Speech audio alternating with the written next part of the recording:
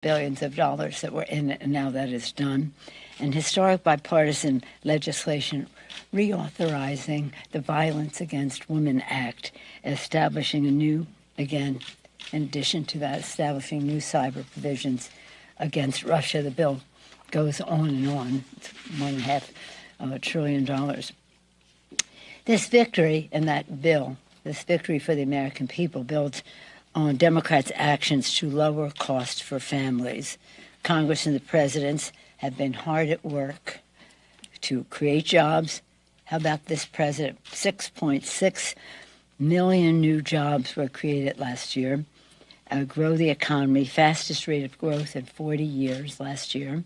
Lowest unemployment. Last year saw the biggest one-year drop in unemployment in history, and today unemployment claims were the lowest in 50 years. Supporting small business. Last year, a record 5.4 million small businesses were created, 1 million more than the year before, and lower prices for Americans through strong action in the Congress. But we need to do so much more. The kitchen table concerns of America's working families are tangible, they are ongoing, and we need to address them. Over the kitchen table, people have to decide, are they going to pay for food, for rent, for education, for credit card bills, whatever their needs are, the same needs that keep them up at night, the decision as to what to pay for. So we must continue to lower costs, increase jobs, increase pay. Let me see what else was I going to tell you? But in that regard, we have to address the Putin price hike, gas hike. It has since he started amassing troops earlier this year, the price at the pump has gone up 75 cents. We're doing everything we can to minimize the Putin price hike at home. The White House announced the release of 90 million barrels from the Strategic Petroleum Reserve. We call on industry to boost production and stop hoarding profits. Oil prices are down. But the price of the price of oil goes up, the price of gasoline goes up. When the price of oil goes down, the price of gasoline does not necessarily go down. This is not right. It's not fair. And again, we want to say, there are 6,000 permits out there where people could drill, where industry can drill, so they don't need to be upending our initiatives to save the planet from the climate crisis. If they want to drill, they have places to drill. Use it or lose it. Let somebody else drill there. We had passed a bill last week on banning Russian oil. That's still a work in progress because in the meantime, as we were discussing that, the president issued an executive order. So the question is what needs to be done in addition to that. As I mentioned at the start, and as you well know, today is St. Patrick's Day. Last night I had the privilege of sitting with the Taoiseach at a dinner, at the Friends of Ireland dinner, at which I was had the honor of giving him an award, an International Leadership Award, on behalf of the Friends of Ireland and on behalf of our members of Congress. Right before I was supposed to give him the award, the Taoiseach left the table, and then I was told that the ambassador would be accepting the award on his behalf and giving his speech. So we're very, very sad that on St. Patrick's Day, the Taoiseach has this diagnosis, and also the luncheon that we would be having today. We won't be able to have the benefit of the honor of his presence. Just so you know, this is a lunch that was started by Tip O'Neill and Ronald Reagan when Tip was Speaker and Reagan was President. The first luncheon, this luncheon, didn't have the Taoiseach. It was just the Speaker and the President. That's what it'll be today, the Speaker and the President. We would rather, of course, have the Taoiseach. And subsequently, the Taoiseach, the Prime Minister of Ireland, was invited the first luncheon, Tip O'Neill invited 16 men from Massachusetts. And it's grown since then. We have, well, perhaps you'll cover what we say in that meeting, but we'll have a wonderful turnout of members. I don't have Irish grandparents, but I do have Irish grandchildren, and I always brag about them, as you can imagine. I just wanted to say that in consultation with the Office of the Attending Physician, I will continue regular testing, following CDC guidelines. Our Friends of Ireland lunch will proceed today without the participation of the Taoiseach case. Those of you in green had any concerns about that? Any questions? Yeah, we got. We've heard from you and heard from other members, expressing the gratitude and moved by the speech by Mr. Zelenskiy yesterday. He asked, however, for some very specific things. No-fly zones. He came close to almost admonishing members to say, if you don't help us, we're on the precipice of history here. We hear a lot of these heartfelt messages from members saying we want to help Ukraine, but when it comes to the specific things he's asking for, Congress is not willing to do so. Can you square that? Yes, and I'm so pleased. A substantive question from Chad. Oh, my God. Usually it's about this, that, or the other thing. In any event, right on target, Chad. I appreciate your question. Yes, it was a very moving speech. Yes, the President Zelensky once again asked for open skies. I've had that conversation with him individually as recently at the end of last week when he asked for the presentation that we all witnessed yesterday. We're not doing open skies. And he did say, as did the speaker this will be my third interaction with the Ukraine speaker, they know that's not, we understand your position on that. These are the things we need otherwise. It seems very clear that, let me back up for a second and just say, President Biden has done a masterful job in managing this situation in a way that is collaborative, not condescending or dictating, but collaborative. The unity of the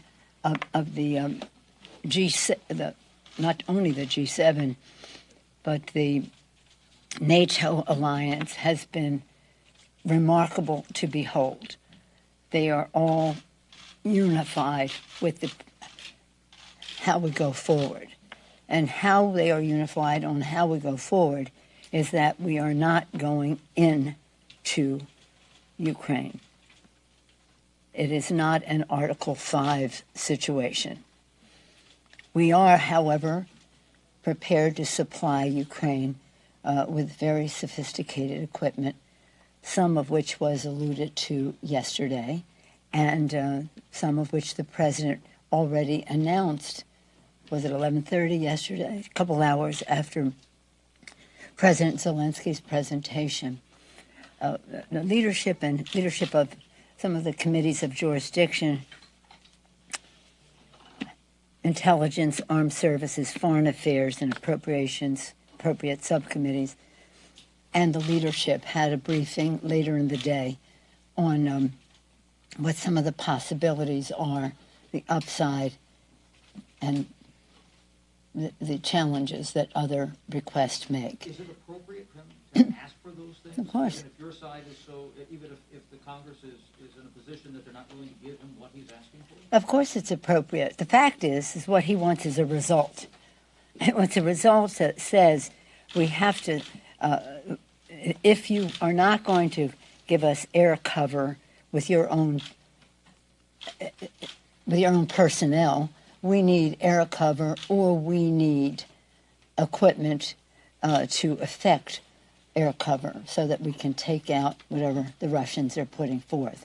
So I think I thought he was completely appropriate in saying this is the impact we need. If it's not going to be affected by what I'm asking for, then this is another way we can get that done. And that's what people are looking into. what you saw yesterday was history. Later at the lunch, just maybe you might want to watch, I'm going to be reading a poem written by Bono about Ukraine, which you might find interesting. Let me see what else. Yes, ma'am. I'll come back to you. First on the COVID funding, yesterday Chair Jeffries suggested that you have time until September to act on a relief package.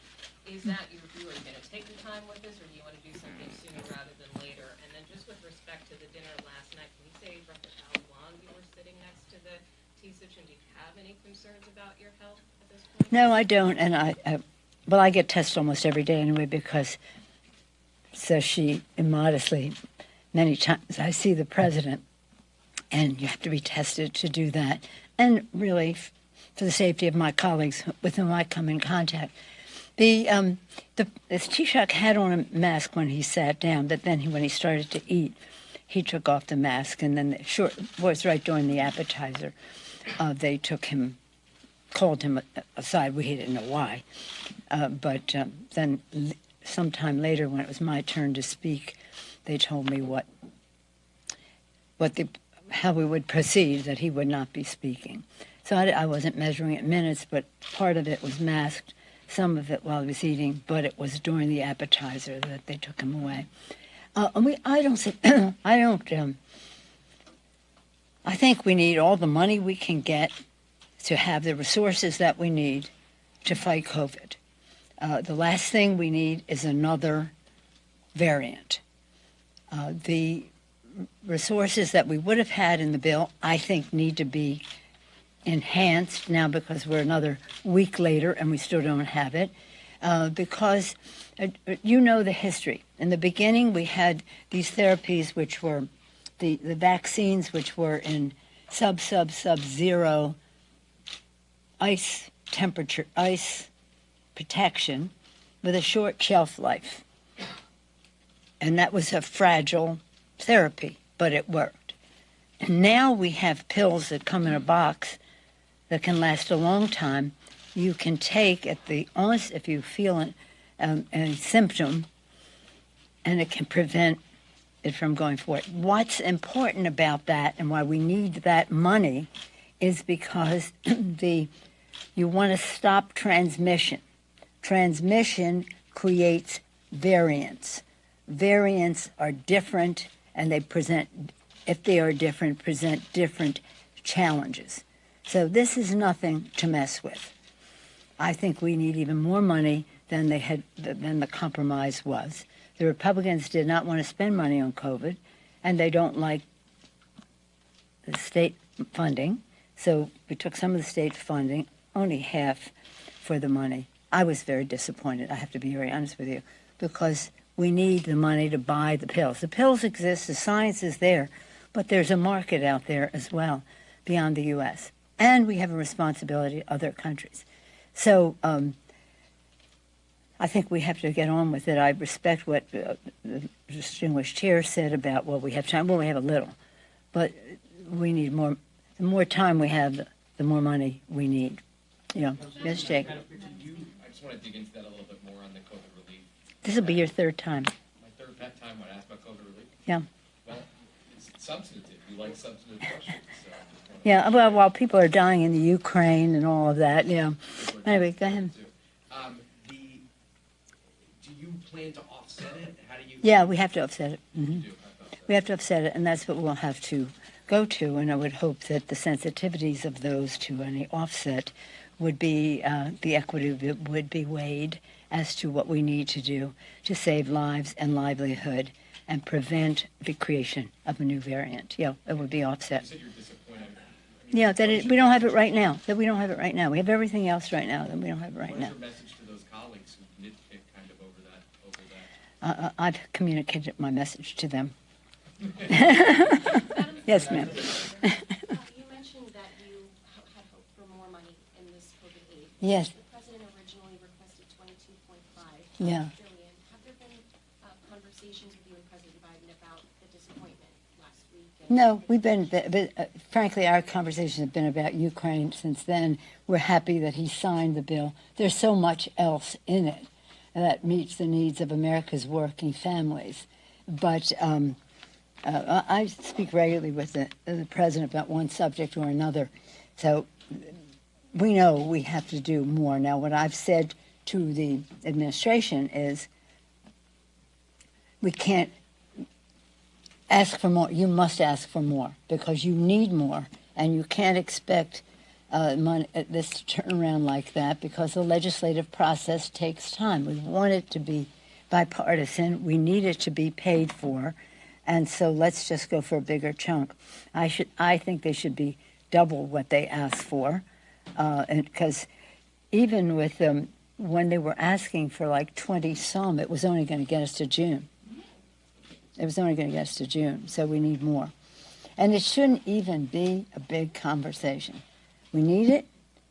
The science is there. The need is there. All we need is the money. And the money will be a great investment because it will keep us safe. It will help our economy turn back, our kids to be safely in school, our people safely at work. Again, the therapies that are needed. Just think of this. The Taoiseach of Ireland, the Prime Minister of Ireland, visiting the United States for St. Patrick's Day. This is very important to the people of Ireland and the people of the United States. Meeting with the President in a bilateral way. Meeting with friends in Congress. Accompanied by people from, not accompanied by, but in that lunch with people and the dinner last night, people from Northern Ireland, everyone who should be in conversation on all of this. With all the protections of the Taoiseach of Ireland, he gets a positive diagnosis. Barack Obama, the former president of the United States, has a positive indication. What chance does a poor person with a big family living in a small apartment with working in a situation that may or may not be safe, or with people who may or may not have a pre-existing condition or a circumstance which makes them more susceptible? This is not. Everything is great. If I ask this room, how many of you think we should just go on with it? Forget about it. No mask, no this, no that. Let's just get on with it. There'd be some spirit of let's get to normal, right? But there'll also be people here who'll say, I have a child under 5 who's not vaccinated. I have a senior over whatever who has a pre-existing condition. I have a problem going to work under those circumstances. So we have to deal with the reality as it is, mixed. We want to move on, but we don't want to move on and leave people behind. So we need the money. So when the other side says we don't want to do COVID, well, you know what? Unless it's paid for, let's pay for it. We'll find some money to pay for it. I have one more question because we have the president come in. Yeah. Yeah, right here. Thank you. With everything happening in Ukraine, it being an election year, members now open to President Biden using more executive orders. Where exactly does the domestic Democratic agenda stand right now? Can anything get done before November?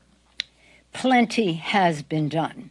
We passed the ARP, the American Recovery Rescue Plan, 1 year ago, and it has produced remarkable results. Remarkable results. Millions of shots in the arms, money in pockets, children out of poverty, into schools, people in the workplace. The bill is remarkable. Child tax credit and the rest. Without one Republican vote. Without one Republican vote in the House or the Senate, unfortunately.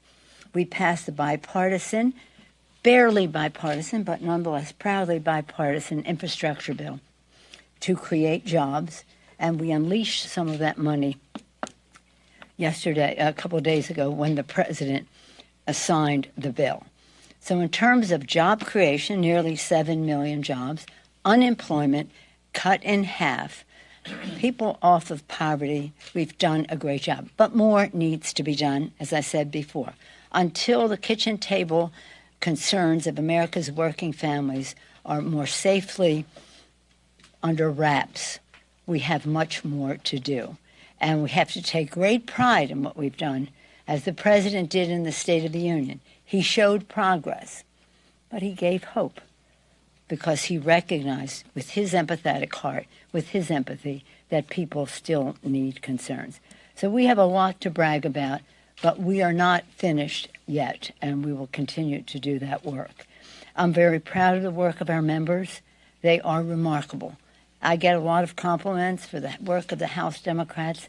I accept all of them on behalf of the members, because they're the ones who have done the work and had the courage to take the votes, even when there wasn't one vote on the other side. We'll continue to talk about this, I'm sure.